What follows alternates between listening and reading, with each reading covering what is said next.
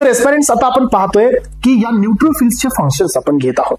या न्यूट्रोफिलच्या फंक्शन्स मध्ये first function आहे ते म्हणजे किमोटॅक्सिस. तुम्हाला मी सांगितलं की इंजुरी साइटचे जे केमिकल असतात, जे केमिकल या WBC ला अट्रॅक्ट करतात आणि हे WBC तिकडे मायग्रेट होतात आणि हे फंक्शन असतं या न्यूट्रोफिलचं की हे किमोटॅक्सिस दाखवतात, म्हणजे साइट ऑफ इंजुरीला ट्रान्सफर होतात. सो यानंतर नेक्स्ट वन असतं फॅगोसाइटोसिस. याचा अर्थ काय की हे इंगल्फ करतात आणि डिस्ट्रॉय करतात बॅक्टेरियाला किंवा पॅथोजनला, स्पेशली बॅक्टेरिया अँड फंगाय.